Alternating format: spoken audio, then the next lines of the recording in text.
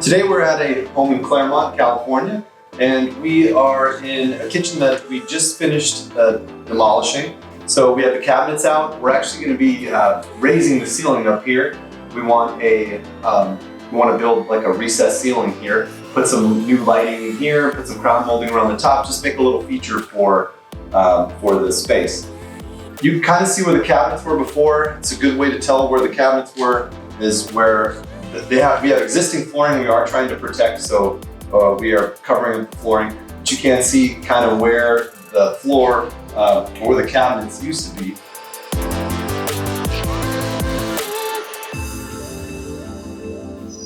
So originally this kitchen was a peninsula kitchen. That the peninsula came off this wall here, and we had an island or another peninsula over here.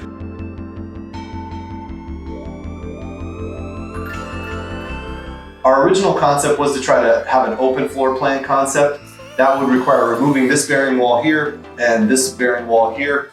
But unfortunately, the beam that it would have took to span this whole room is longer than we can get. So what we ended up doing was coming up with a design that kind of fits the space. You know, there's a saying that necessity is the mother of creation. And I think that's important. So since we couldn't do that, we ended up coming up with another design. I actually think it's a better design. It's an L-shaped peninsula off of this wall here. So we keep this wall existing. We're putting a hutch on the other side. It'll still be a lot more open than it was before. We had cabinets hanging from the wall here.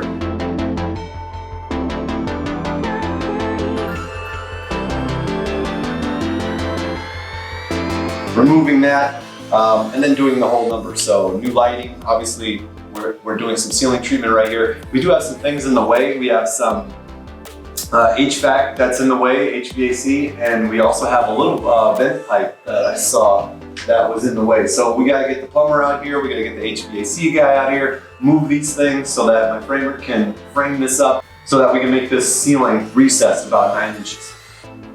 So we're gonna have an L-shaped peninsula coming off this wall. It'll have seating on the other side.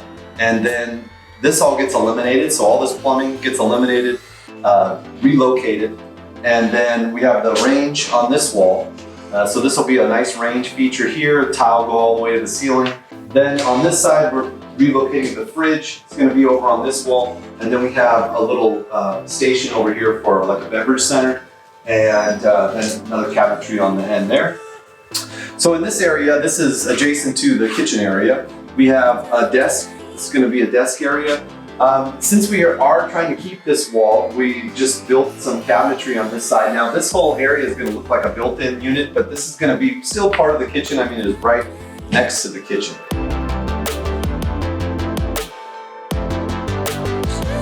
This will be a pantry unit with some rollouts. We also have another utility cabinet on the other side, and then a desk in the middle. On this side over here, we're going to be building in a nook area. So this is going to be some custom seating with boxes made out of cabinetry that are on the ground, and then some wainscoting on the back here.